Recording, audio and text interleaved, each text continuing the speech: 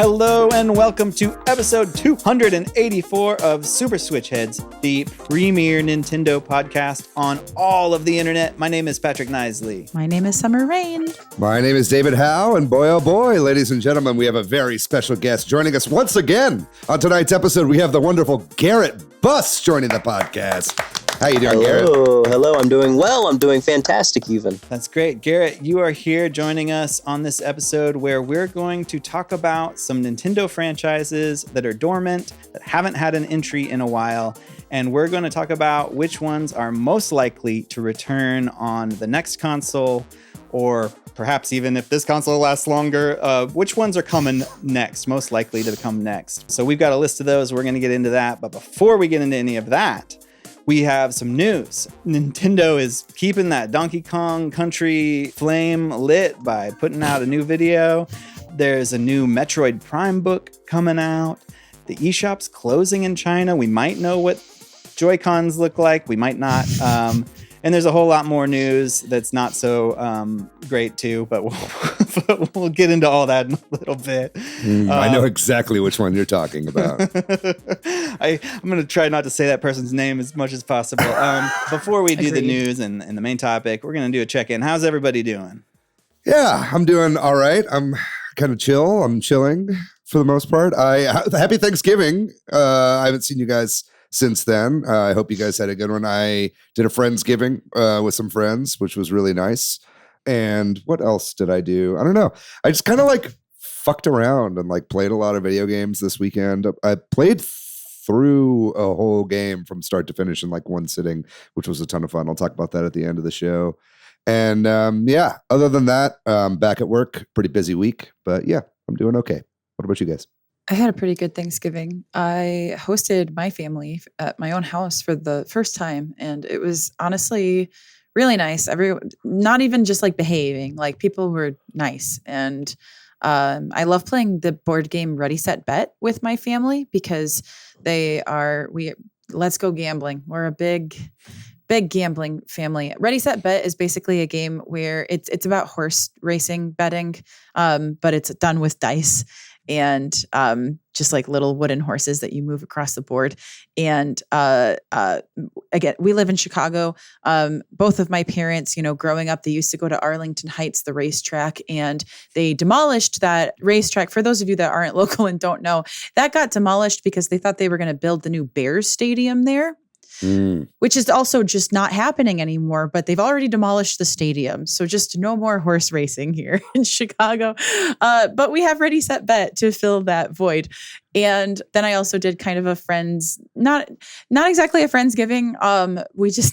We did a Hear Me Out cake, which for those of you who are unfamiliar with the premise of that, a Hear Me Out, like the expression Hear Me Out, is to refer to a character or someone that you are interested in, maybe in a feral manner, and other people typically don't understand why, which is why it's hear me out, like hear me out as to why I'm into this character. Yeah, and it's often misused. I always see like on social media, they're like, hear me out. And then it's like a photo of the most beautiful Captain woman America. I've ever seen. Yeah. And it's like, you didn't understand the assignment. No, and so we kind of fought about it beforehand, like leading up to this cake to find out that we all understood the assignment very well. So a hear me out cake is where you print out photos of your hear me outs and you tape them to toothpicks and you have a cake and you all take turns saying who your character is and sticking it in the cake. So that way you have your horrible hear me out cake afterwards. And I'd just like to mention here that some of my hear me outs included the Rock Hawk from Paper Mario and the Thousand Year Door, King Dedede, every iteration, because I don't know if that's a hear me out. Hey, watch. Whoa. I think everyone would fuck Dedede. I got into that fight a little bit too. Like some of my hear me outs, my friends were like, and I fully expected, I'm like, okay, but because it's like my group of friends, like, of course, like, yeah. Right. Somebody else did Birdo. I didn't do Birdo because I knew that someone else was going to do Birdo. I also, what's another notable one of mine? I did JD Gaster from Undertale. Yeah, just some excellent freaky winners on that cake. Wow. Well, I'll go real briefly. I had a good Thanksgiving. We also hosted some family here, and that was fine. We got through it. We did it. And then I'm thinking of Jordan right now and him pointing this out, but I got sick and I'm still a little bit under the weather.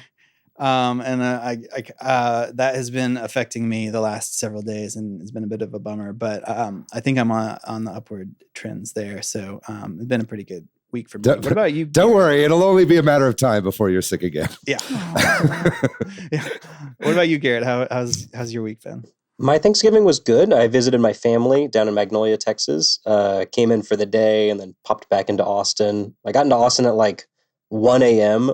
Because my significant other is also visiting her family in Dallas. So somebody has to feed the cat, So it's been me and the cat, alone time boys for the past couple days. And I also got sick as well. And so I am currently riding high on like 10 pills minimum. I feel like Captain America in that way. But hey, I'm thriving. Had a work from home day for my job. So small wins, I don't mean to jump on the bandwagon, but I've got the sniffles, gang. Look at us. I'm feeling a little indisposed at the moment. Yeah. It's cold season. Let's fucking go. Big boy autumn has ended. Big boy winter has begun, and DDD's the star. All right. Well, before we get anything else, last week we did an episode on Donkey Kong / Donkey Kong Country and all of the evidence and things that are going on with that franchise that point to a new game. And we got a comment on the YouTube from Hatstack Mike. Good to see you again, Hatstack Mike, saying that they love seeing all the attention Nintendo's given Donkey Kong, and it really does make them hopeful a new game's on the horizon. And we heard from Swampy Southpaw over on our Discord, who said they are ready for the DK Renaissance and hope their Super Switch is Kong heavy. All of it. A new DK Country, a new 3D DK. They want a rhythm game, all of it. And then the Huge 27 just said Diddy's Kong Racing. And I don't know if that was intentional, but it does, there could be a racing game where it's all Kongs. There was one originally. It was Donkey Kong Racing that was supposed to come out for the GameCube, and it is one of the most famous canceled games of all time. It was actually on the box for the GameCube when the GameCube released, and it never came out. Casualty of the rare buyout from Microsoft, I imagine. Well, if you too want to be shouted out, we'd love to hear any thoughts you have on anything we talk about in this episode. We also would appreciate it if you would share the podcast with a friend or review it on Apple or post a comment somewhere online to tell people about it. We have a Patreon if you want to financially support the podcast and become a patron. We appreciate all our patrons. And then also, if you're listening to the audio version, just a reminder that we have a video version on YouTube where you can see our faces and you can see videos and things we show up on the screen. And while you're there, hit like and subscribe. And so we've got some news to get into now. So first up is that following up on our last week's episode, Nintendo put out a video showing all of the Donkey Kong Country games and how they're all on or going to be available on Switch, which again is a little bit further evidence that they're really promoting Donkey Kong and Donkey Kong Country in particular right now. It kind of showed all the games, not exactly in order, because they really wanted to end with Returns. Yeah, the new game that's coming out. Yeah. So that was a little weird, but also makes sense. But yeah, it was pretty interesting to see right after our episode. Do we have an official play order then? Because of this video? Is this the Nintendo sanctioned play order? No, I think it was all chronological except for Returns coming after, just because that's coming out next. Okay, the correct play order. Yeah, I suppose so. I say this not playing a single one. Yeah. I come in here as a chaos agent. It's not the correct play order. It's not the correct play order. But no, it's great. Yeah, further proof on what we talked about last week, that clearly something is happening. I think you could just say that this is all just because they're releasing Returns and they want to get as much eyes on it as possible. But the Wii U, just after Breath of the Wild came out, was like the Zelda system. It's where you could play like every single Zelda game. You know what I mean? We're almost there with Metroid for the Switch, but truly the Switch will be the place where you can play every single Donkey Kong Country game, and that's pretty exciting. And you mentioned Metroid. It was just announced that Metroid Prime 1 through 3, a visual retrospective, which is like an art book, is going to be coming out. I think it's coming sometime in next year, summer of 2025. It's a collaboration between Nintendo and a company called Piggyback. And so, I think it's going to show off a lot of like, I'm guessing, concept art and all kinds of cool stuff for Metroid Prime fans. This interest in any of y'all? Is this kind of stuff you're into? Yeah, I mean, I already pre-ordered this. I'm pretty excited for this personally. We don't get stuff like this super often. I mean, we get the Zelda books, Nintendo puts out Zelda books, and there's like the Mario Encyclopedia. But for Metroid, I feel like they've always been like pretty cagey when it comes to stuff that they show off. And anytime Nintendo kind of pulls back the curtain a little bit and like shows a little bit of the behind the scenes on how they actually put these games together, I'm all over it, and I think that, I for one, like want to support that and see more of that. Like it when the games industry as a whole is less obfuscated. So this is pretty exciting for me. And just as a big Metroid fan, it's nice that we'll be getting some cool, pretty art from some of our fellow artists right here in Austin, Texas. It's true. It's true. As a Metroid fan, I'm psyched for it, but more so as an Austonian, as an Austinite. Oh, I'm so proud that Austin is representing Metroid and Nintendo in this way. I agree. And unsurprisingly, this has led to some discussions about Prime games, whether it's 2 or 4 and like the timing of that. We know, Metroid Prime 4 Beyond is coming next year, but there's also been some leakers and rumors about Metroid Prime 2, whether it's a remaster or just kind of a release on the Switch or what have you, coming soon. And there's been more smoke around that with this book announcement, I feel like, too. I don't know if y'all seen any of that. Jeff Grubb, right? I think. Well, he's kind of been the one that's been leading the Metroid Prime remastered parade forever, but it's like now he's like definitely said like, no, 2 is coming. He said it's a remaster, and that I think is this January or February, I think is what they said, right? As a drop for this. Yeah, I think Samus Hunter said that too, which I don't know how much credence you give them. But something like that. Coming early next year is what those rumors are. That would be great. Do we think it's going to have more pomp and circumstance, or do we think it's going to be a Prime 1 like drop same day in a direct kind of thing again? That's a good question. And I think that it should have some more pomp and circumstance because it's got an uphill battle, right? Like, I don't know that anybody who didn't buy Prime 1 Remastered is going to buy Prime 2, right? First of all. And second of all, I don't think that Prime 1 did as well, the remaster, I don't think it did as well as Nintendo was hoping on the Switch. I think it sold maybe 1 million copies, maybe less. I think that it would behoove them to not shadow drop it this time. Shadow drops are really exciting and super hype, but especially if they're trying to sell physical copies of this game, I think that they should probably do a little bit of lead up so people can actually get out there and make this purchase. And then moving along, continuing their Monday drops of NSO news, I think has been happening the last couple of weeks at least. It was announced that Tetris for the NES is coming to Nintendo Switch Online to NSO mid-month on December 12th. So there's been a lot of Tetris talk here and with Tetris Forever, and here's another way for you to play Tetris on your Switch, right? Yes. I'm very excited for this. This was teased at the end of the reveal of Tetris Forever in that Nintendo Direct that it was in. They said it was coming later in the year. That's right. And that means the only thing left is the NES Tetris themed Tetris 99 Maximus Cup that hopefully will drop around the same time. As of now, we don't have news about that just yet. What's up, everybody? It's David from the present here. David from the future sadly died in a horrible plane accident. I'm still pretty sick, but I just wanted to let you know that the Tetris Maximus Cup is happening this week, baby, so fucking check it out.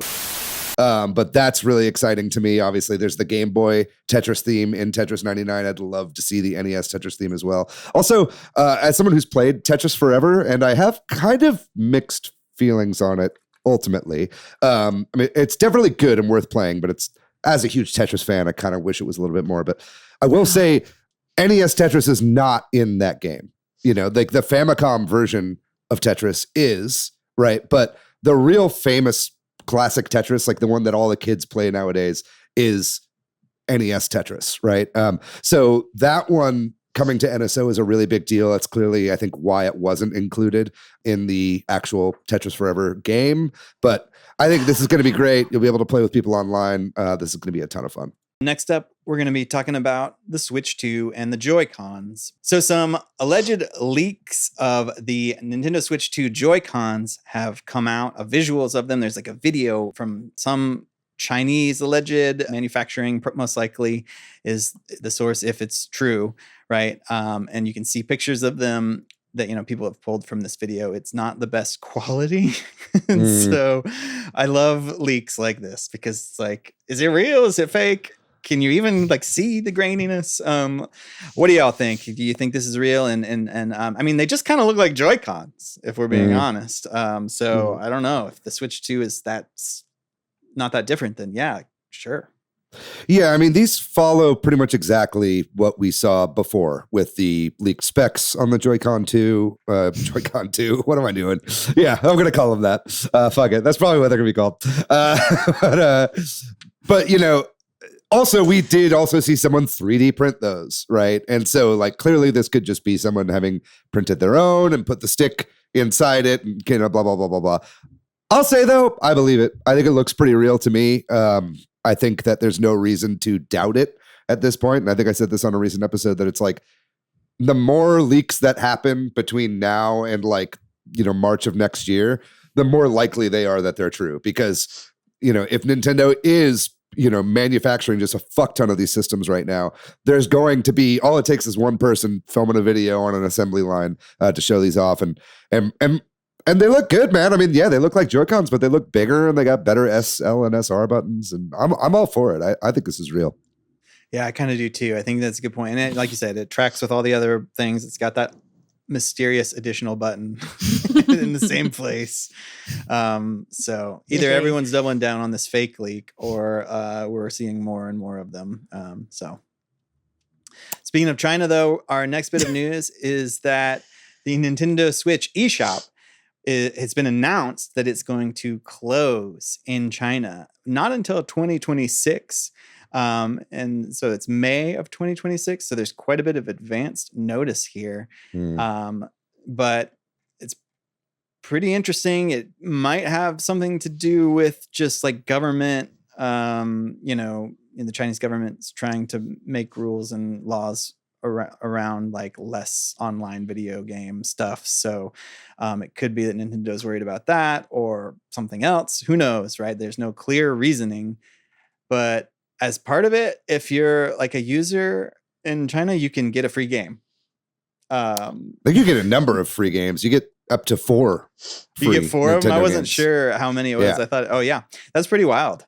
I guess they realized that this is a bad look and want to go out with a bang or something. I don't know. When I was reading about this, I was also coming to understand that China has a much more limited eShop though than the rest of the globe. So that seems to be an indicator that all of this is more about government regulation than anything about Nintendo, right? Yeah, I think so. Tencent kind of has a partnership with Nintendo in selling these digital goods in China. I think that there are probably, and again, I'm completely ignorant on this. This is just my understanding of the situation, but that, you know, there are like laws in China about how certain foreign companies can profit off of goods that are sold within the country, right? So in order to sell those, they had to go through Tencent in order to get them out. That's why also Nintendo has released their consoles under the iQOO banner previously in China. It's never really been like the Nintendo 64. It's like the Nintendo iQOO or like or iQOO is kind of like a a sort of parent company of sorts under which the umbrella that Nintendo games are sold in the country. So there's always kind of been weird workarounds on Japan actually being able to sell goods and services there. So I chalk this up to this. I mean, I don't think that it is unreasonable to also assume that they're also gearing up for whatever the Switch 2 eShop is going to be over there, because if it is, if they have all these regulations over how games can be sold, I would imagine they would have to make a new agreement for that new console. So maybe it's just like, they only allotted so much time for this because they know like, oh, within this window, our new console will release, whether it's an IQ Switch or however they're going to do it over there. I just imagine it's going to be a different agreement. You heard it here. Switch 2 before May 2026. I would certainly hope so. Yeah. Yeah. Let's please God. Boo this man. Oh boy. Okay. Well, we can move on to talking about Animal Crossing Pocket Camp. The online, the Animal Crossing Pocket Camp app is officially no more, right? And now you can purchase a separate app, as I understand it, which is Animal Crossing Pocket Camp Complete, and it is like a one-time purchase. And you can, as I understand it, move everything over if you're into the game. You have until next year to do that as well. Yeah, it's like mid of next year to move your data over. How do we feel about this? Summer, do you play this, or have you played this at all? I played it a lot back when, New Leaf was kind of like when it first came out. New Leaf was kind of on its way out, and then I started playing it again heavily once New Horizons had been announced, and I was like, Animal Crossing. And I played it basically consistently until New Horizons came out, and then I, didn't play it anymore because I had New Horizons. I'll be honest that it being a standalone purchase where it sounds like you can get everything without like in-game transactions makes it more appealing to me. I'm kind of tempted to get it because some of the furniture in this game, like, why didn't they put any of that in New Horizons? Yeah. Yeah. I mean, a lot of people loved and played Pocket Camp this whole time because of that, right? Yep. Like it was a game, like, people oftentimes complain. It's like, man, why didn't Nintendo just like keep supporting Animal Crossing New Horizons in the way that they did? Mm-hmm. Yeah, but they did that with Pocket Camp. They were constantly dropping new stuff. They were constantly doing, holidays and updates and new stuff and all the kind of great social elements that you could do like between players, So that was all supported pretty much this whole time in Pocket Camp. And I think, all that will continue to be supported with the paid version as well, or at least the kind of communication with other players, talking with them, playing multiplayer, that kind of stuff will still be available in this new version as well, which is out now. Mm-hmm. Also, they dropped it a day early, which is hilarious because I remember during COVID, everybody was begging Nintendo to drop Animal Crossing New Horizons early. But yeah, but people are raving about it. About the paid version of this app. Yeah, $9.99 intro price until January 30th. It doesn't say what it's going to go up to. I think it's going up to 20. Yep, $19.99. Okay. Yeah. So now is definitely the time to get it, or at least before the price goes up. I mean, Summer, put your phone away. No, Summer. No, I've been spending like I've bought so many games recently. I'm like trying to stop myself right now. I'm like, how much am I actually going to play this game? But it's definitely exciting, and I think this is a great example going forward when you're sunsetting a mobile game to have a version available that you can pay for a steeper price. Mm-hmm. Yeah, I like it. Well, we can move on to talking a little bit about Nintendo's lawsuits. So we've talked about this lawsuit against an individual named James Williams, who's known as Arcbox on Reddit, on the Switch Pirates Reddit, one of the main mods there. Well, apparently in some filings in that same court case, Nintendo has indicated that they want to seek information. They're trying to get information about additional targets, basically other people that they might sue who have a role in that sort of, probably most likely that same subreddit, but maybe other, pirating ships. That's the word I'm looking for. Pirate ships. Yeah. The ones out on the pirate ships. At any rate, it sounds like Nintendo is doing a little bit of fishing/investigation and fishing trying to, that's on the ship. Oh, there you go. Um, basically, if you're pirating Nintendo stuff, don't talk about it online, gang. Like, what the heck, man? Because they're active and they're looking for you and trying to investigate your info. It looks like, at least the big actors. Let's hope it's only that and not minor people. But I don't know. What do y'all think? Is this frustrating to hear, or does it make sense? Surprised? Not surprised? Not surprised. It reminds me of, wasn't there a story like a year or so ago where like a guy was sentenced to like 30 years in prison or something? So something drastic. Yeah, I think his name was Bowser, and I'm not Gary even joking. Bowser. Yeah, Gary Wow. Bowser. And then they made him the president. I mean, that's crazy things happen all the time. Of in this America. industry. Yeah. So this let that be a lesson to you. You pirate Nintendo games, you become the president of the United States of America. So true. It's not that far from the truth in all directions. That's true. Yeah, Gary Bowser probably serving more time than Donald Trump. Let's get real about that. I think Gary Bowser got out, but has to pay Nintendo a ton of money every month. And I remember reading some interview with him relatively recently where it's kind of insane, like how much money the guy has to pay and how he's barely able to live. Yeah.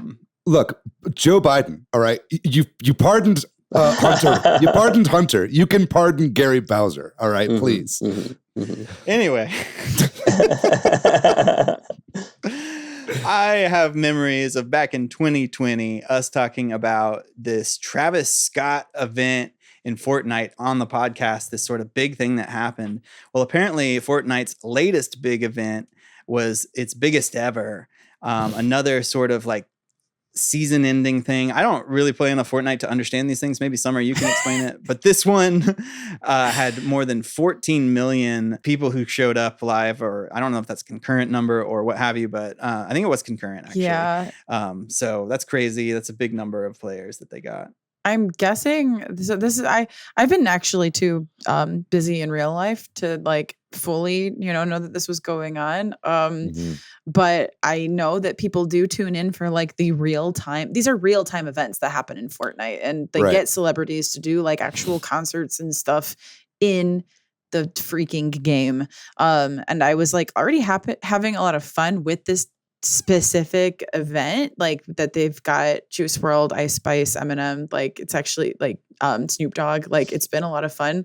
So I'm like I kind of bummed that I actually didn't know about this to actually like be tuned in, but I was too busy touching grass. So fair. Yeah, you know what? I think that's probably okay what you've done there. Let me know when they screen Oppenheimer in Fortnite, and I'll go tune in. But no, this is cool. I mean, it's it's silly, but it's like it's crazy that 14 million people all watched like an event inside of a video game all at the same time. Like this is pretty Ready Player One-ish. I think we've talked about this before. Like when they've done this before, but. I think it's kind of cool to see. The grass be damned. I agree. There's grass in Fortnite. I will say one thing about this is that they got a long way to go before they will match the final episode of MASH, because that viewership was 105 million viewers. So 14 million, chump change. Okay, MASH was doing this years before Ice Spice and all these video game. I can't even keep up with this stuff. Yeah, they should just screen the final episode of MASH in Fortnite. I'm sure the kids. That's the way. That's the way to do numbers. You're okay. Right. All right. Well, there's nothing the kids love more than the Korean War. They love it. They yearn for it. The Korean War, but you can do Spider-Man web tricks. I mean, think about it. Oh boy. Okay. All right. Our last bit of news here is that Elon Musk has allegedly started or said he's starting a video game studio. And on top of that, the company's name is XAI, implying that it will have some usage of AI and also using the phrase "make games great again." the announcement of this. A fucking loser, dude. What a fucking loser. I'm sorry. Continue, Patrick. No, that's it. I mean, I don't think there's not really a lot of other information. That's pretty much it. I think there's been a couple of like posts about it, just sort of announcing that it's happening. So I am an Elon Musk accelerationist. So what that means is, so he's also talked about wanting to purchase D&D, right, from Hasbro. And there have been a lot of, complaints about that as of late as well. And we have our complaints about the AAA game industry. And we've seen what he's done to Tesla, and we've seen what he's done to Twitter. And I think it would be really cool if he bought Sony and D&D and just drove them into the ground, and we can MSNBC. And we can see indie video games and TTRPGs just rise up in the same way that we've seen like Blue Sky and other like smaller like car companies from other countries just let's do it, accelerate it, like oh my go. God. The monkey paw curls summer. What are you doing?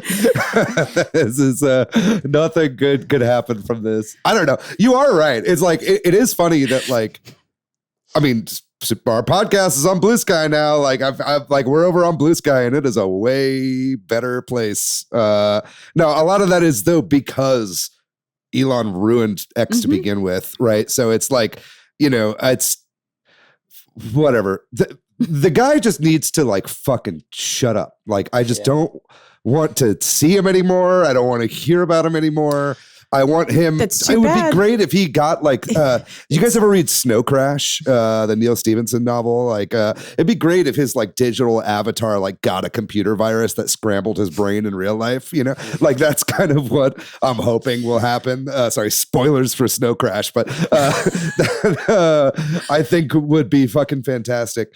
Literally, no one wants AI developed video games, even though we see all the big companies jumping on it. Like, EA just recently did a big talk about how they're going to be using, AI to streamline and blah, blah, blah, blah, blah. Like people want games that are like made by people, that are handcrafted, that are like made with the user's playability in mind. Like, so obviously that's a dumb fucking venture, but I just feel like Elon is such an opportunist and will jump on anything that he possibly can. And I really hope that the more he does stuff like this, the more it's going to eventually all build up and backfire in his face. Yeah, the brain scrambling thing would be nice. Not to also continue to be this person, but anything that he does because of his appointment is also the government regulated then, right? Like X is going to be the first social media that is government regulated, which means if he's doing any kind of video game or anything, like it's going to be government regulated. It's all like, do you really want to be playing a video game, like an AI video game that's government regulated? That's America's Army too. You guys play America's Army, the game made by the U.S. military? Oh, is that the Fire Emblem knockoff? No. Oh. Is there a U.S. military Fire Emblem knockoff? Yeah, we talked about it in the Fire Emblem Discord channel. Oh man, it was a while. Crazy. It was a while. No, this is like America's Army was like a PS2 game, I think. Okay. That was like, it was basically like propaganda for like joining the army. Okay. Yeah. This one was the Fire Emblem knockoff. It's literally Fire Emblem, but they replaced like it all with like the creation of the United States, and which is bad for exactly why you would imagine it would be.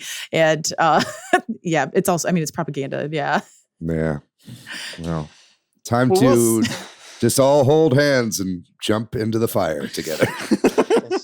It's like that moment in Toy Story 4. Yeah, exactly. Toy Story 3. Toy Story 4 was a silly romp. But but the point was that they still, because they were together, they had each other and they survived. And that's true. In death, we'll still be together, friends. Giving up is what they want, David. We have to invest in indie art. Keep thriving. All right. Well, we're going to not talk about him and that anymore. That's the end of our news segment. We're going to take a short break. And when we come back, we're going to be talking about some of the Nintendo franchises that have not had an appearance on the Switch and which are most likely to return.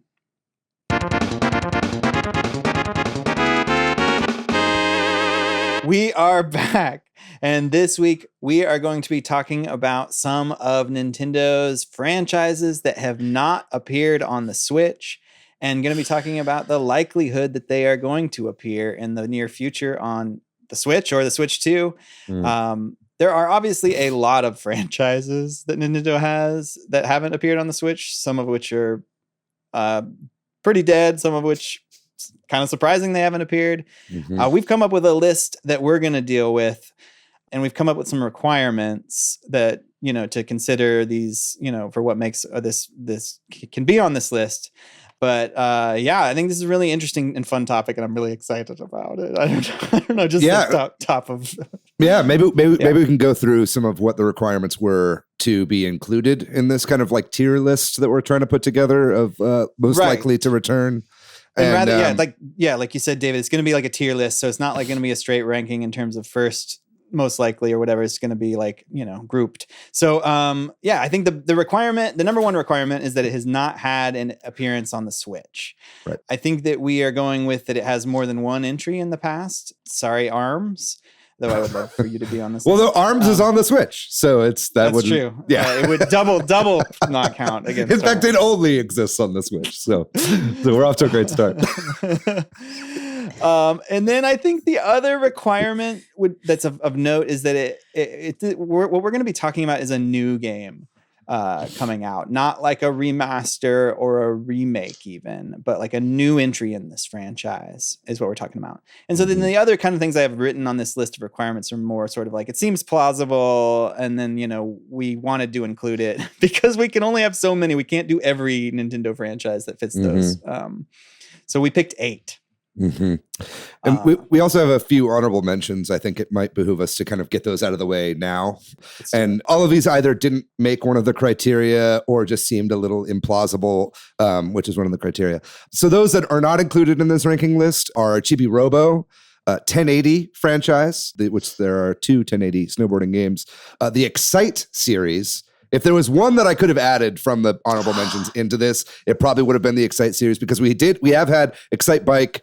We've had a couple Excite Bike games, and then Excite Truck, Excite Bots. So I would like to see that come back, but sadly that's not going to be included in this list today. The Balloon Fight franchise, Wave Race, which has had 3 releases, Nintendogs. If there was one that I could have chosen to be here, that would have been Nintendogs. Nintendogs. I almost think thought that one feels close too. Yeah, I do too. I think Nintendogs is likely to come back. Pushmo. Or Pole Blocks, which is as it's known in Europe. Star Tropics, which is not very likely, but I just wanted to say Star Tropics on a podcast because I love Star Tropics so much. And Sin and Punishment, which again also does not feel very likely, but deserves a shout out. Could I submit one for the honorable mentions pile? Please. Freshly picked Tingle's Rosy Rupee Land on the Nintendo DS. There were 3 of them. 3 of them on the DS.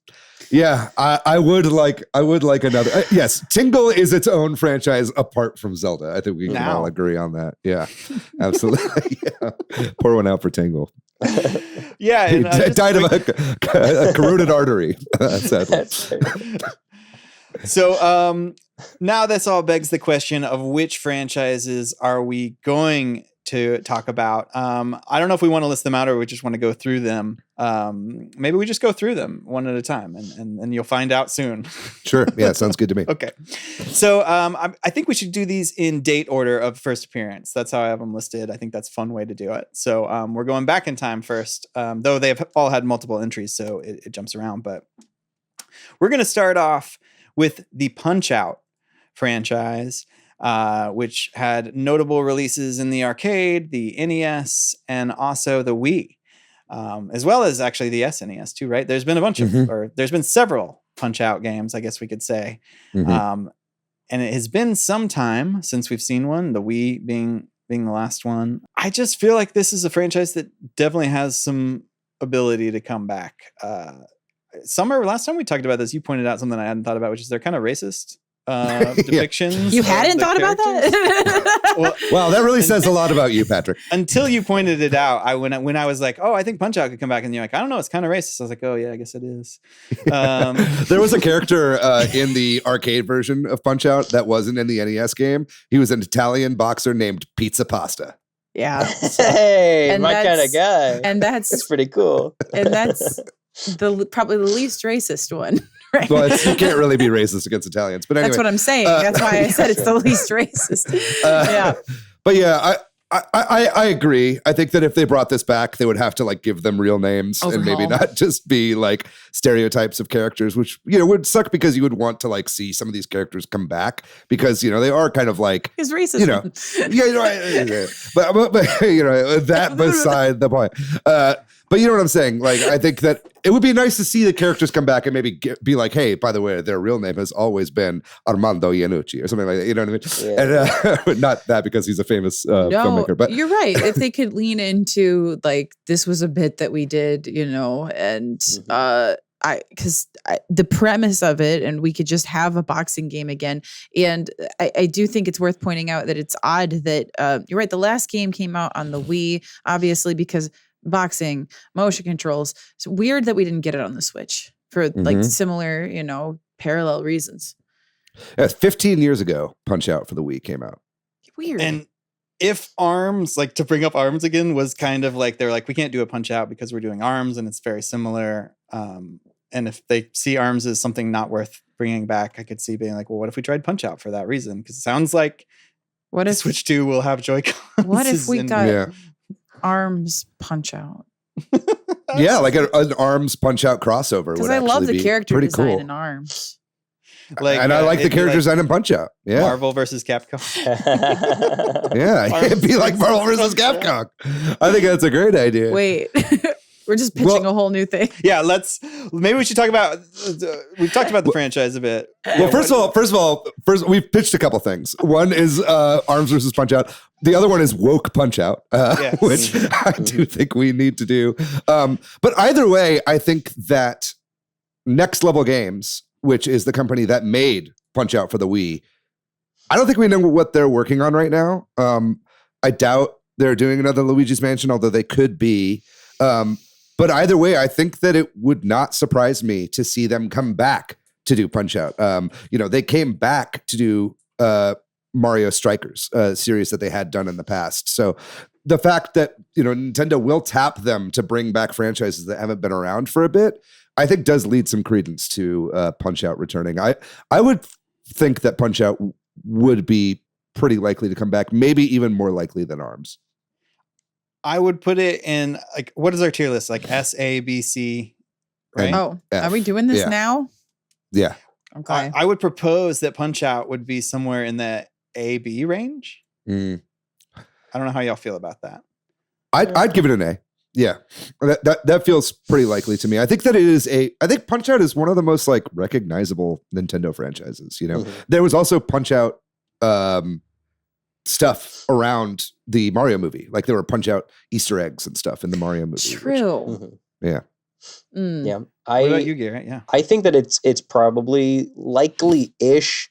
I think that the two things you run into, obviously, number one, every single person you fight's a racial stereotype. It's a tough river to cross, but I think you can cross it. I think there's a way. You can make them like, it's the year 5000. It's all cyborgs that are racial stereotypes.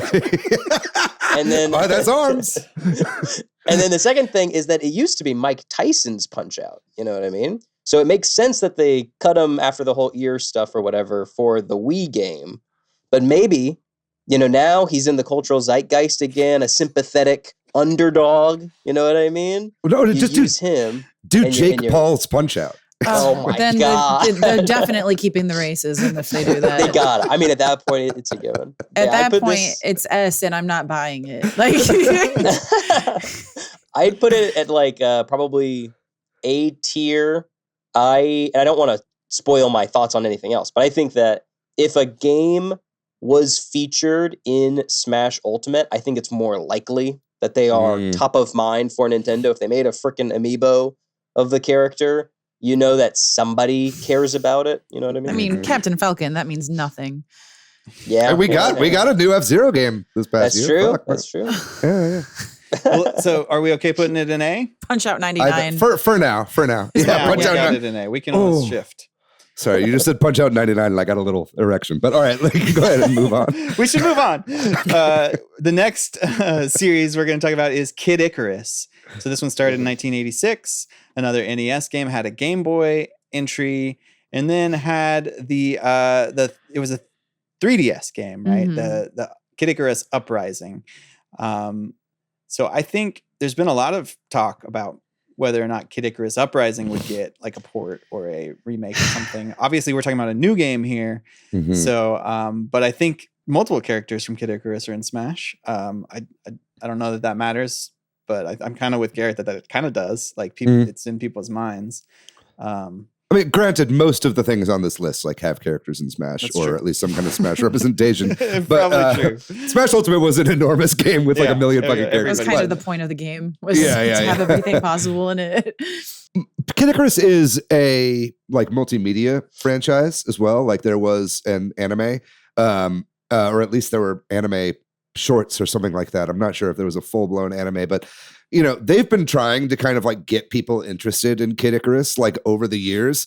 If we were talking about whether or not a remaster will come to the Switch, then absolutely, I think that Kid Icarus Uprising is coming, right? But we're talking about new games. The reason that I do think a new Kid Icarus game is coming is because I think that Nintendo makes remasters of games To prep. while they're making new games. You know what I mean? Like we saw it with Link's Awakening, we saw it with Pikmin, we're seeing it with Metroid, we're seeing it with all these things, right? And if they're going to be continuing that into the Switch too, then yeah, I can really see, you know, Kid Icarus Uprising coming out like first year of the Switch, and then an actual new Wow. like next gen Kid Icarus game coming in the next like year or two following that. Yeah. You know, I think it's very likely that that also might be like what Sakurai is working on right now. Obligatory justice for left-handed people. That's why Uprising does need a remake. You can't meet a left-handed nerd without them telling you that Nintendo hates them because of Kid Icarus. That's true. Every left-handed person I've ever met has told me that. Me too, with the exception of my grandmother because she doesn't play video games. So yeah, that alone, like justice is. I don't know. Are we leaning on an S on this already? I'm not. Okay. I think it's less I wouldn't likely go than S. Punch-Out. Okay. I'd go like low A, high B, I think, honestly. But I don't know. But what do you think, Garrett? I think Kid Icarus is kind of different from Punch-Out in the terms of, I think Punch-Out is kind of a easy elevator pitch to a lot of people. You go, it's a boxing game. You box people with the Joy-Cons in either hand. You can do motion controls or something like that. It's we've had a bunch of these games, and I think it's easy to sell to people. Kid Icarus kind of feels like if Sakurai didn't care about it, I don't think we would ever even be talking about. I don't think Kid Icarus Yeah. Uprising would have happened. I think with the dominating nature of just like anime waifu games and Palutena, and that's it a good is point. definitely like they've leaned into it being heavy anime styling, and with the success of Xenoblade Chronicles, like I kind of get that, like maybe that area of interest. I mean, look, if Sakamoto didn't love Famicom Detective Club games, we wouldn't have gotten those, but we did, right? So true. Yeah. So not that Sometimes they've it's just been one huge person. sellers, but yeah. I think we're kind of at the point with a lot of the old guard of Nintendo where they're like, what do you want to make? You know what I Yeah. mean? And I think that they've earned to the point to put out a game that flops, and they've got enough money in the bank to not worry about that as much. You know what I mean? So I think as long as they keep pushing Pokemon games around like the Christmas seasons, they can make do with a couple, big time flops, as long as it means that, their oldest and most revered talent is happy. Was the recent Famicom Detective Club game a flop? I mean, I doubt that they were very expensive to make, so it probably depends, but they were both like under million sellers, I believe. Okay. I vote for this going in B. I think Yeah, I'd probably put it right under Punch-Out. yeah, I'm okay with that. I Yeah, agree. let's do B. It's a B. The next franchise we're going to be talking about is Mother/Earthbound. This one started in 1989 and has had 3 entries, notably one not in the West. But it's been a while, I guess. Been a you know what I while. mean? You can tell we're all kind of sick because we all thought that was hilarious. Nice. That's cool. And people have been asking for this, and there's questions about it. I don't know. Real briefly, I guess I would say this is another one where I could see a remake or a remaster of any or all of these games kind of coming out, but I have a harder time seeing a new one. Though if they do that, then maybe they would if it was successful. You know what I mean? Like the possibility is always there, but I think this is sadly unlikely. And I think it's, I don't know that I'd say F because I like to have a little bit of spark of hope in my life. And I'm not talking about the new Mario and Rabbids game. I am saying that I think what we just talked about before about like creators wanting to make games, I don't think Shigesato Itoi gives a fuck about Mother anymore. Or I think he has moved on. Like if you're not familiar with Itoi-san, like Mother and Earthbound is like one chapter of the crazy life that he has lived. You know, like he has been like a filmmaker, a TV personality, a musician, an artist. Like he has done so much crazy shit throughout the years. And like everyone in the West knows him for the Mother series and the Earthbound series, right? But he has like long since moved on. I think he still has interest in the series. He still posts about it on Twitter and stuff like that. But I can't personally see him coming back to helm an Earthbound game, and I don't think Nintendo would want to make one without him. But I don't know what you guys think about that. That's why I think it's an F. Yeah, I actually would vote for this one in the F. I know everybody wants it to come back, or not everybody, but a lot of people do. Yeah, but and I wouldn't say it's impossible because I don't think they have to have him on board. You know, they just have to have, maybe they do a remake or a remaster or they just give it to Toby Fox. And then they're like, you know what? Just play. And I was thinking the same thing though, David. Like just play Deltarune. Just play Undertale. Like get over it. Yeah. I don't know. I would like to put this in C. I wouldn't. But I will be outvoted if you guys all think it should be an F. Garrett, what do you think? I'm gonna lay down the law, and I'm gonna institute the Earthbound challenge. I say, for as long as I live, let's say 76, something like that, there will never, hey, maybe 80. Who knows? I would love to see you at least hit 80. there will never be a new game in the Earthbound franchise. Lord have mercy. And if it does come out, I'll eat my shoe. I'll cook and eat my shoe. This is the Earthbound challenge. It ain't gonna happen. All right. That's an F. That sounds like an F to me. Yeah.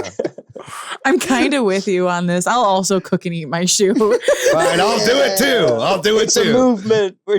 All four of us will come together. Hey, I didn't say I would. No, come on, Patrick. I'm roping you in. We're all going to come together. We're all going to throw all four of our shoes into a big pot, and we'll split it evenly. We can put other things in the soup and cook it down, Patrick. All right. I think a lot of onions will make it bearable. Bone broth. We got to move on. All right. We're not even halfway through. Okay. The next game on the list is Pilot Wings. So this one started in 1990. I know this is a David favorite. It's had a few entries. 3, right? They've all been launch games too, right? Or around launch window. Yeah, they've all been launch games. Maybe not like the day it came out, but within like a couple weeks. And then not only that, they've all kind of been not tech demos, but showcases of the prowess of the new system. So you had the original Pilot Wings for the Super Nintendo showing off the Mode 7 graphics and capabilities of that system. Excuse me. Pilot Wings 64 was showing off the 3D rendering, and they brought in people who made flight simulators and stuff like that, and a lot of like really cutting edge technology that had never been seen in the console space before.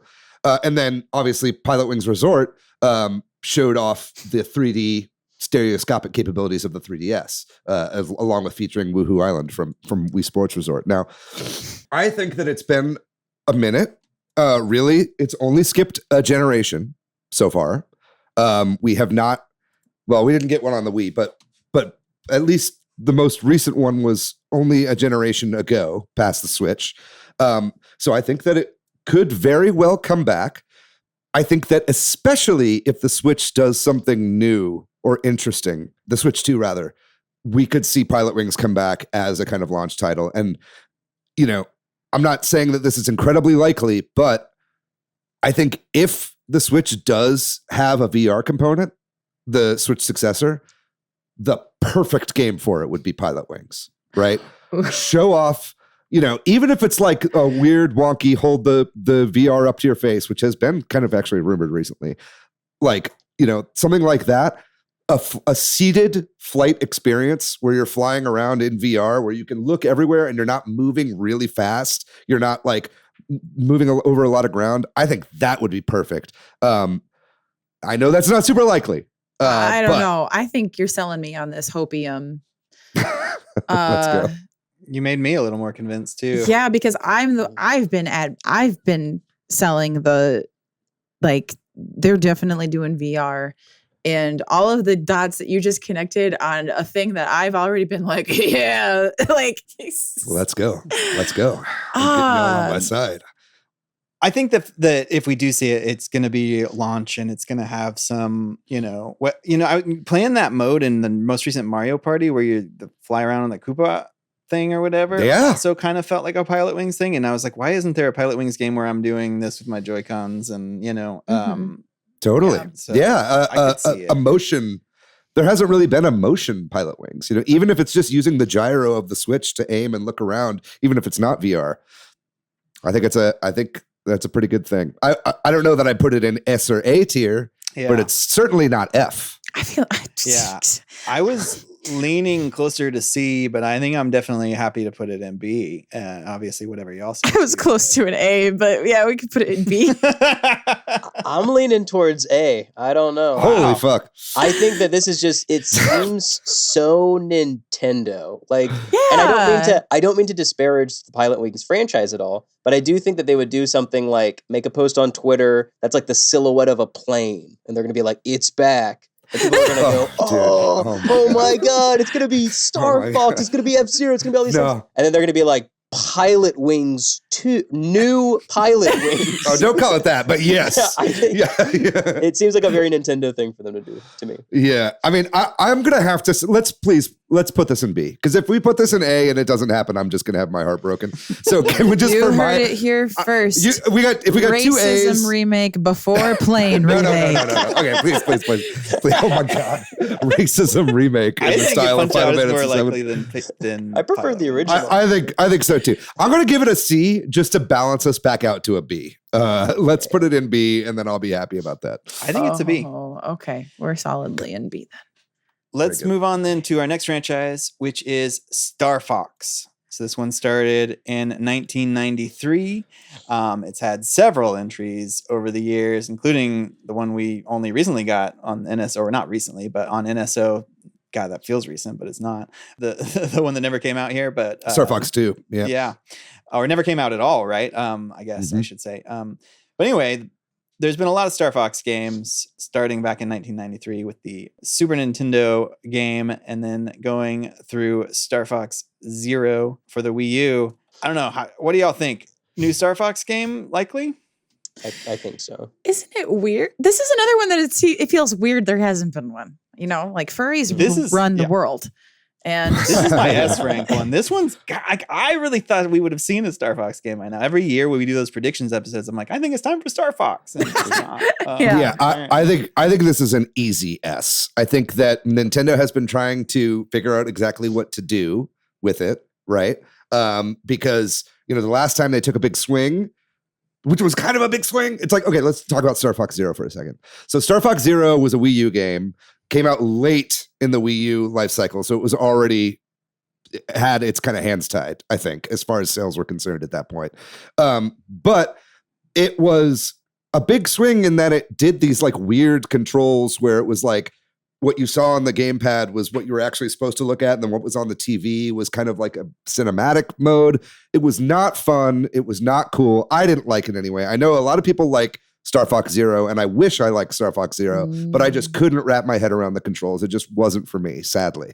The way that it wasn't big swing was that it was yet another rehash of the same story from the very first game. It's like the fourth or fifth time that they've like redone that story, right? Of like Andros invaded Corneria and is taking over the Lilat system. And it's like, okay, I get it. I think that, one of the most exciting games that came out in the Star Fox franchise were the GameCube ones. Like, Star Fox Adventures, even though it wasn't really a Star Fox game to begin with, but it expanded the lore, right? And Star Fox Assault, So, those were made by different companies. I think either way, whoever's making this is not going to be like a Nintendo EPD that's working on this. Now, whether that is, Koei Tecmo or whether that is Platinum or whoever making a new Star Fox game, I really do think that we will be seeing one, and I would love to see a brand new game that is a sequel to Star Fox 64 or is set in the universe but is like moves the story forward and does some more interesting stuff. Either way, I think they've been biding their time, and I think a big next-gen system with 4K and DLSS and everything, that's going to be a really big showcase for the next system. I think this is definitely an S. I don't think there's anything else to add on my part for that. I think it's just very likely. Yeah, you said it all. I think, it was on the N64, it was on, GameCube, DS, 3DS, Wii U. It's been on every single console aside from the Wii pretty much since they came out. I guess also like the Game Boy Advance or whatever. But still, I think it is surprising that it's not on the Switch, but maybe it's one of those things where they are working on it and they were like, let's just not release it on this and bide our time a year or two and drop it. But yeah, I think it's incredibly likely that it's going to show up. And last thing I'll say on this is Dylan Cuthbert, who was it was the founder of Argonaut and kind of the big team that made the original Star Fox, worked closely with the Star Fox franchise all throughout its life, lives in Kyoto, is out there. He works for Q Games. They've got their own games coming out, but I do not think it is outside the realm of possibility to bring him in and maybe someone like Shigeru Miyamoto, who had a big hand in kind of like leading those productions to kind of shepherd this series forward. I think it's very likely. All right, so I think we're putting it in an S. Yeah, it's an S. So we can move on then to our next franchise, which is Wario Land, the Wario platforming games. There's been a lot of these too, and they started with the Game Boy back in 1994. The strangely titled first one, where of like a couple of Mario spinoffs, where it was Super Mario Land 3. Mm-hmm. But since then, there's been a number of Wario Land games, and not all of them have that title exactly, or actually maybe they do, or similar, right? But point being, there's been a lot of these. I think this is another one that is very likely to happen at some point. I don't know if y'all agree or not. Maybe there's too many platforming games and Nintendo is like, this one is the one that should not come back, but I don't know. I think it's quite possible. I think it kind of maybe possibly, who knows how much this actually goes into their thought process, but I think it might depend on this current Donkey Kong thing. Like, if they are making a new Donkey Kong Country game and they release it and it does really well, I think it would be a no-brainer to go, okay, well, what other, side-scrolling, 2D platforming games can we also kind of revitalize a little bit? And they're still keeping on with Wario, like that new WarioWare game just recently came out. So the guy is beloved. They love this. Mm-hmm. They love this freak. And so they're going to probably put him in a new game at some point, I think. Yeah, it's funny, man. Actually, now that I'm thinking about it, maybe like Donkey Kong Country should have been in this list because the only game that we got on the Switch were remakes. New, yeah. You know what I mean? Yeah, but either way, that's beside the point. I'm of two minds about this because I love Wario Land games. There's a couple things moving against it right now. I mean, there are basically two Wario Land likes on the Switch right now, or by the time this episode comes out. Anton Blast will be out, maybe not on the Switch, but it will be coming to the Switch very shortly. And then also Pizza Tower. So that kind of niche is kind of filled at the moment. Not that Nintendo cares about that, but still. Then I think another thing is just that Wario was just like associated with WarioWare games at this point. You know what I mean? It's like Intelligent Systems puts out so many WarioWare games. Like there have been 2 on the Switch, which is crazy. And it feels like there's 2 on like every console. Yeah. That might not actually be true, but it feels like that anyway. They come out at a really fast cadence. That said, I do think a way that a new Wario Land could set itself apart is returning to the style of the Wii Wario Land game, which is Wario Land Shake It. That had a beautiful hand-drawn look to the game. Like it was all like hand animated 2D. Like we never see that from Nintendo. You know what I mean? We see the kind of like the arts and crafts stuff of like Yoshi and Kirby's Epic Yarn and stuff like that. But seeing something like that is pretty rare. So I think in HD and fully fleshed out, I could see Wario Land coming back like that. But you're right. I kind of don't see it coming back for maybe a couple of years, if not a little bit longer. And maybe it could come back with some sort of gimmick too. Like we were kind of talking about, if the Switch 2 does have some sort of gimmick, I don't know what that would be. Like a motion platforming kind of thing, or I don't have a great pitch for you, but like, I mean, there was just make a sequel to Virtual Boy Wario Land if we're doing the VR on the Switch. You know, Virtual Boy Wario Land kind of started the whole Mutant Mudds Donkey Kong Country Returns thing, where you're playing in the background and the foreground and the regular. You know, just push that to its next limit. I'm you know, in that camp. I keep thinking about the Virtual Boy and Wario. I think about it like weekly. Or what if it was a game where like, because I love about the WarioWare games how like they're very like meta, you know, it's like he's making games, you know, and I think it'd be cool if like there was a Wario Land game where he jumped from Wario Land game to Wario Land game. You know, it's like maybe starts as like a WarioWare, but then it becomes like him playing throughout the history of his franchise, and it's kind of this like, you know, mega micro games, but for Wario Land, you know, I think that could be kind of cool. But anyway, I think it's a C. Yeah, I can see a C. I agree with C. I think it's decently likely. Just because I like the weirdo, I'm going to give it a B, but that still lands in C. So let's go. I also like the weirdo. Like I think it's in the BC range. Yeah. Well, we can move on then to our next franchise, which is Golden Sun. This one got a few entries, 3 entries made by Camelot. I know there's a lot of big fans of Golden Sun, and I don't know. The first 2 obviously came out kind of back to back, and then it was a while until the next one. But I don't know what it is about this, but it really strikes me that there's something here that I think Nintendo might use. And I would personally vote this one pretty high up just because of its potential and type of game. Nintendo has some other RPG type, you know, games, but I feel like this is one of their few sort of traditional fantasy RPGs that's not like a Fire Emblem, you know what I mean? Like the strategy or whatever. I don't know. I feel like this, and I know that Camelot's done all these sports games. Maybe they are ready for something else, you know. I've been thinking Golden Sun might make a comeback. I don't know if y'all agree, if there's any evidence. I've never actually played a Golden Sun game, so I don't know a whole lot about the fandom and if it's big or small. But. Well, it's not huge, but it is dedicated, you know. They're annoying, is what they are. I would be whoa. Okay.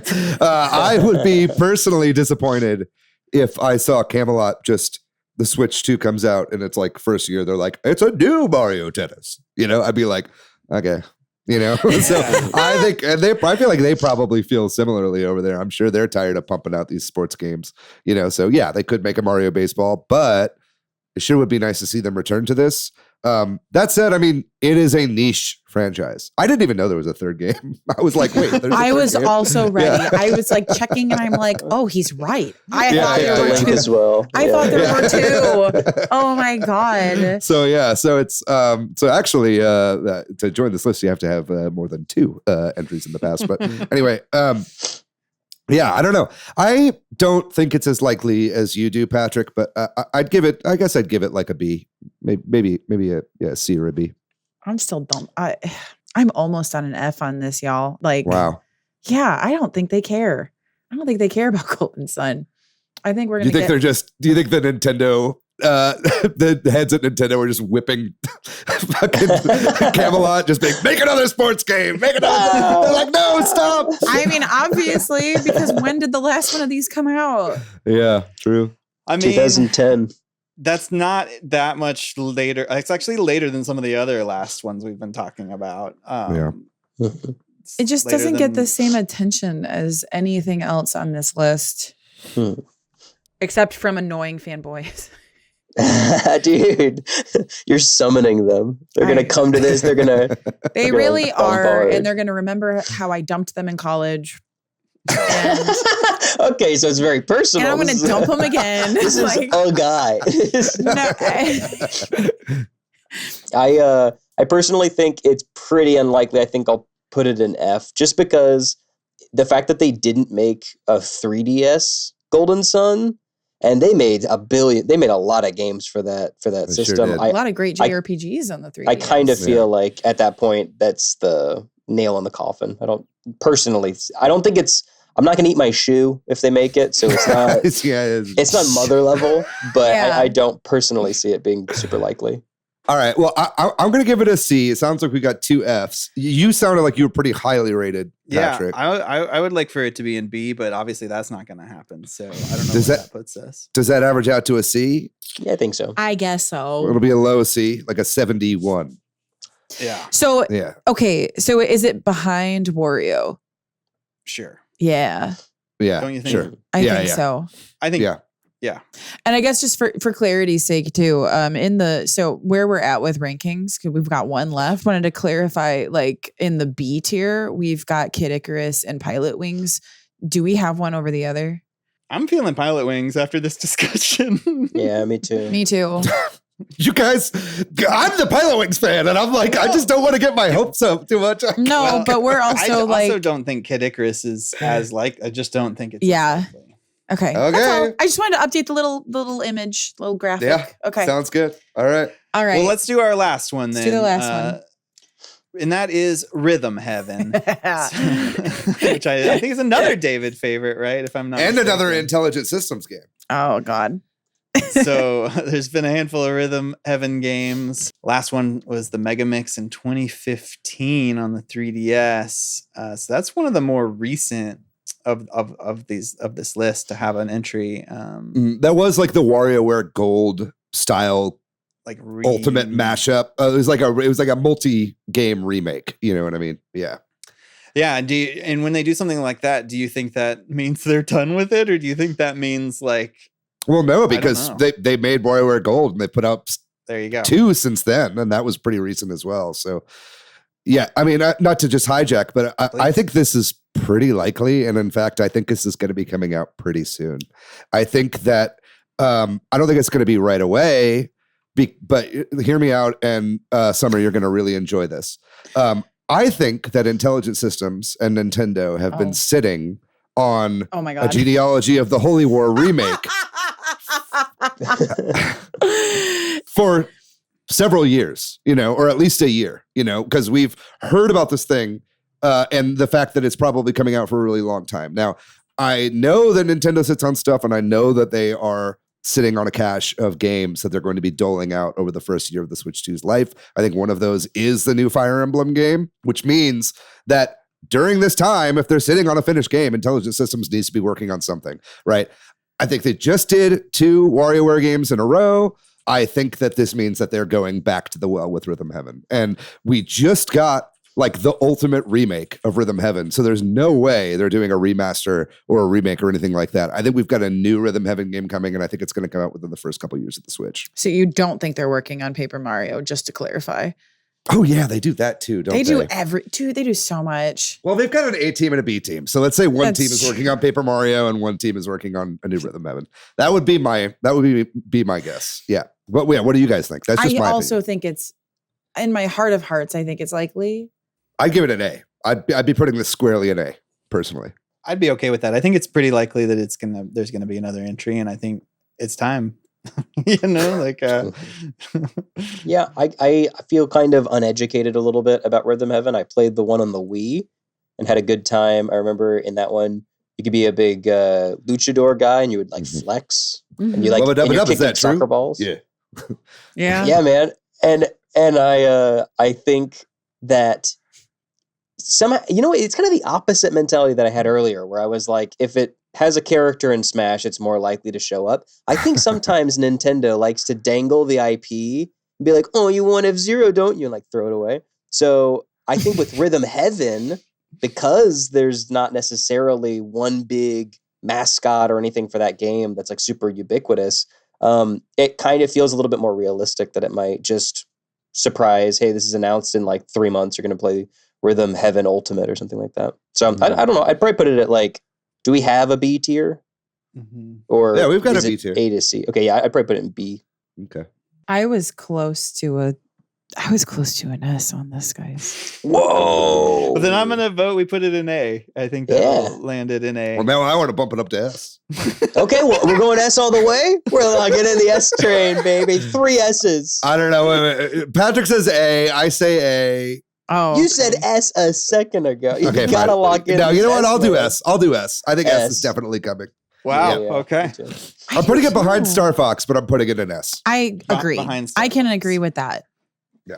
Yeah. Well, that does it, y'all. Those were the 8 franchises we had planned to talk about.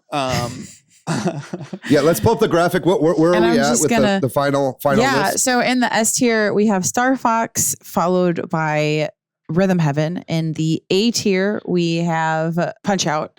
In B tier, we've got Pilot Wings, followed by Kid Icarus. Then C tier, we have Wario Land, followed by Golden Sun. And in the F tier, where it belongs, the Mother Earthbound. I wouldn't say that's where it belongs. It does I would love to belong see. here. I would love to see a new game come I would out. also love to see a new game come out. It doesn't mean it's happening, and I know that. That's true. That's the Anyway, difference between us, David. Is I am a realist. Yeah, that's true. I'm always chasing those silver linings. Yeah. I feel really good about that list. I might quibble with it here and there, but honestly, I think it's really great.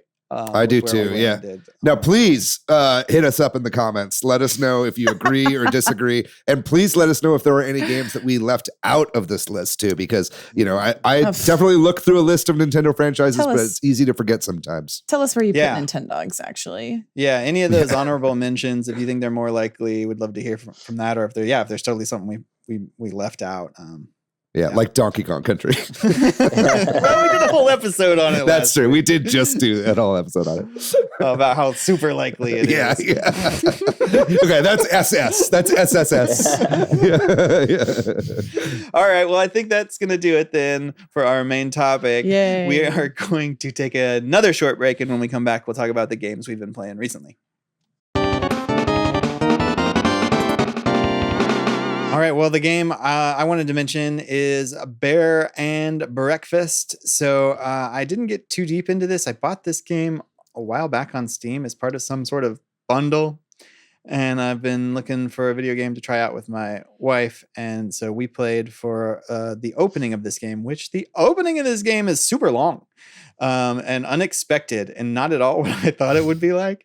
It took a really long time to get to the meat of the game. So I can't even really talk about that yet. But despite that, like, I really enjoyed the opening. It was darker and just more weird than I would have expected based on what I know about the game, which is that you're a bear running a bed and breakfast. The whole setup of how you get to that, I don't even really want to spoil for anybody that's even casually interested in this game because it is weird and kind of funny and fun, and it has a lot of personality and charm and weirdness to it, which actually has me even more excited about this game. I just thought it might be a good fit for something for us to try out with no pressure, since I got it as part of a bundle. I was like, if you don't like this, I don't care, but we're going to be returning to it to at least try the main game because the opening is like 45 minutes long. And my wife does not have like a long attention span for video games. So at that point she was like, I'm ready to watch Dune, and I'm like, all right. That's what she has the attention span for. It is. Yeah. So anyway, that's pretty much it. I've been playing a little Brothership too, but not enough to really report back. So yeah. Very cool. Yeah, I'll go next. I kind of spent way too much money on video games during the Steam autumn sale. I don't know. I was feeling like a little like lonely at home, like during Thanksgiving. And so I just like bought a bunch of games and played a bunch, which is fine. That's totally cool. I'm an adult. But one of them I played all the way through and beat in one sitting while I streamed it. Actually, it took me about 5 hours, is Indica. I don't know if you guys have heard about this game, but it is an indie game made by a Russian indie studio. They actually left Russia and haven't returned since the whole war in Ukraine. But it is a really strange game where you play as a nun in like late 19th century Russia, and kind of like an alternate version of late 19th century Russia. And it kind of reminds me a little bit of Hellblade a little, but I would say ultimately it's kind of a walking simulator. But it's like a third person game. You play as this nun. There are like some sort of like quick escape battle segments and stuff like that, but it's very narrative focused. And it's a really, really fascinating game that just kind of gets to the heart of like faith and what you put your faith into, what is required of you for faith versus what others expect of you and stuff like that. So really fascinating game with some incredible cinematography. Like it'll randomly cut to super weird camera angles, like almost snorri cam, like, you know, where the camera's like attached to the actor as they're like moving around. Like it does a lot of stuff like that. And yeah, I don't know, just a really interesting, fascinating game. And it's got these kind of flashback sections too that become these like 2D pixel art sections as well. So it kind of runs the gamut of strange gameplay scenarios, but I really enjoyed this game quite a bit. So that was Indica. I really recommend that one. It's not on the Switch, but it is on like PlayStation and PC and everything like that. I also played another narrative game that I'm currently playing as well, is 1000X Resist. I'm not sure if you guys have heard about this, but this was has been talked about a lot in like game of the year contention, at least as far as indies are concerned, and certainly as far as narrative is concerned. I'm only like a couple chapters into the game right now, I think out of 10, but I'm really enjoying this game quite a bit so far. It's got really interesting like visuals. The story is fascinating. I don't want to spoil too much about it, but it is set in this kind of future dystopia where there's been some sort of pandemic or major virus that's wiped out most of humanity. And a lot of the game is going into these kind of simulations of the past where you're put in the shoes of this person who survived the big pandemic, essentially, right? So, I'm early in the game, so I'm not really spoiling anything, but that's kind of what the story is, and it's got a really cool aesthetic, and it's just a really cool, interesting sci-fi story. And shout out to the developers of this game. I talked about this on Blue Sky that I was picking it up, and then they friended me, and we ended up like chatting for a while, like about the game, and they just seemed really cool and down to earth. And this is their first game too, so definitely check out 1000X Resist. I can't wait to finish that game and talk more about it on the podcast. And then lastly, I'll just bring up Super Monkey Ball Banana Rumble. Got a giant 2.0 patch that has a bunch of new modes. It's got like 20 new extremely hard levels. It's got DLC add-ons for Hatsune Miku and Godzilla inside Little Balls, and like a first-person mode. You can play Monkey Ball in first person now, which is insane. But I've been streaming some of the new EX stages that are in the game, and they're ridiculously hard. I've streamed, I think, total for about like 6 hours, and I've only beaten 10 of the 20 levels so far on this when I've been streaming on Twitch. So very, very difficult, but it's obviously made for the hardcores, and this is a free update. So it's nice to be able to check that out. But that's been me. What about you, Summer? Yeah. So my sister came over for a few days over the holiday. And so that was like my dip into playing some other games. She brought her Steam Deck over, but then we hooked her Steam Deck up to the TV and then just played, my Steam library and like both of our Steam libraries on the TV. So a game that I really wanted to try out that I purchased a while ago and haven't gotten to is Pyre by Supergiant Games. It is the only game by Supergiant Games that isn't on the Switch, which is why I bought it on Steam. And I was excited to play it. Pyre is like a visual novel sports game. if I had to explain like how you play it, like it's like visual novel storytelling, but then the actual mechanics of it, and it's gorgeous.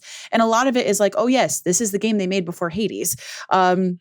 Which I also like love, like visually, it's delicious. And some of these character designs, I'm like, I wish I saw more of this. I think because of the gameplay, like a lot of people were turned off by that. But it's really, I'm into it. It's really interesting. And now I'm playing, I'm like, God, I wish this had gotten a little more attention. I'm really, really into it. And then the other game that I played that I don't know if into it is the correct word. So I played, and use the word play loosely here, I guess, now that I like understand what this means. I played the Stanley Parable for the first time. I had never played the Stanley Parable before. I can't say that I understood I didn't know what it was before I played it, which is like the best way to go into a totally. I'll say an interactive experience like this. I posted the Blue Sky. I was like, I played Stanley Parable for the first time yesterday, AMA. And one of the first things somebody replied with was, would you say it's a game? And I was like, 10 minutes in, I was asking myself that. And I understand that question was like important when the game came out 10 years ago. Sure. Today I say like, yes, it's absolutely a game. I think it's a game. Yeah. There are games now, but like 10 years ago when it came out, like, yes, absolutely. I think it was probably kind of pushing that narrative a little bit in online spaces and like helping us have those conversations about what games are. When my sister was telling me about it, like right before I played it, she was like, it's like a walking simulator and you like make decisions and it's basically about like upsetting the narrator. And I was like, oh, okay. Yeah. And, I think I don't know that I would say it's a walking sim only because you can't see Stanley's feet in the game. I don't think you need to see. That's a funny definition. I like that. Dear Esther is a walking simulator, and you got nobody in there. I don't know. I would say, to me, I think it's more of a visual novel, in the way that it does storytelling. But interesting. But I sure saw a lot of endings and wanted to see more, but I was so exhausted, and it was like 3 a.m. Yeah. My buddy Davey made that game. Hell yeah. Yeah. Hey, shout out Davey. Yeah. Tell Davey he sucks. I'm kidding. Yeah, no, he's got enough probably of that over the knows. years. Yeah. Otherwise, I'm really close to finally finishing Like a Dragon. I'll be really excited to talk about it, and then probably my next long play is going to be I'm going to start from the beginning at 0. I'm ready to. I'm so into that. That's my long term, like what's going on in my life. Yeah. Very cool. What about you, Garrett? I recently started playing Red Dead Redemption 1 on the Steam Deck, and I think I'm not a huge Rockstar Games guy. Like growing up, never really touched any of the Grand Theft Auto games, and got Red Dead Redemption 2, gave it a try, but obviously it's a very slow game in a lot of regards, so it's not really so pick up and play. And from what I've been playing of Red Dead Redemption 1 on the Steam Deck, it is like it threads the needle really well, where it's real video gamey. It's very Xbox 360 era. The things you do are very fast and very direct. The missions you go on are not very long. And it's just scratching that itch. It's a fun, it reminds me a lot of Breath of the Wild. Like there's a ton of stuff that Breath of the Wild. It's absolutely the horses. It's also horsey game. So much of that game it actually reminds me even more of Tears of the Kingdom, especially where you're going from one place to another, and then the game is intentionally throwing a bunch of stuff to distract you, to make you like swerve off path. Really enjoying it. It's a whole lot of fun. Really glad it finally came to PC. That took forever.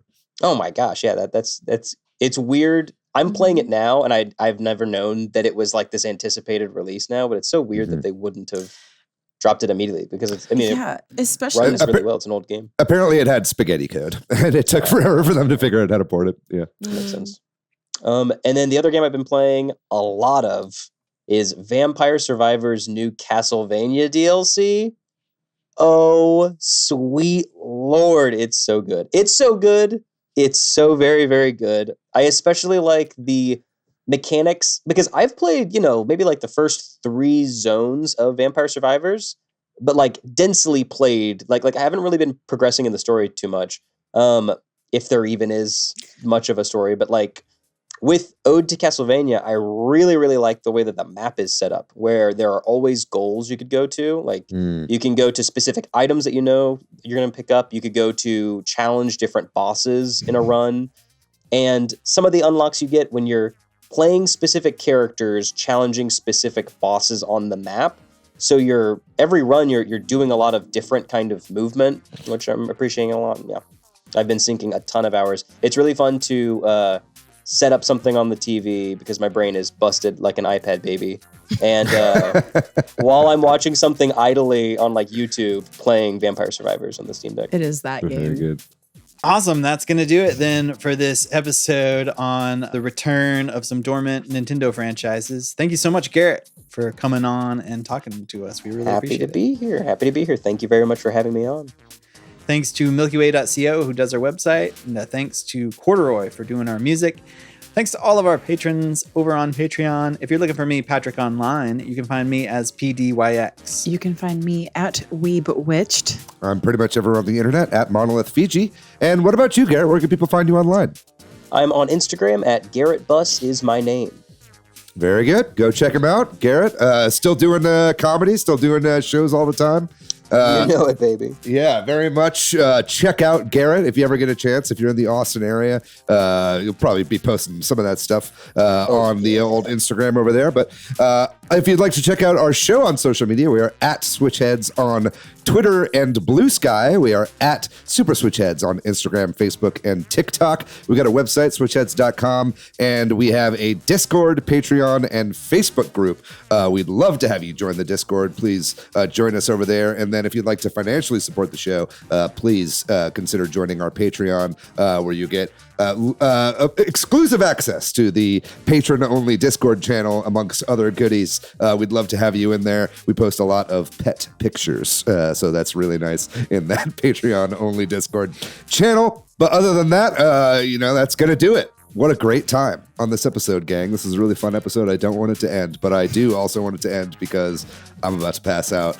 We're going to be back next week with another banger of an episode, so don't touch that dial. But in the meantime, gang, you guys know the drill. Stay safe out there. Be kind to yourself. Be kind to one another. Holy fucking shit. Everybody is way into Pilot Wings. I never knew it. We love you very much. We'll see you next week. Bye-bye.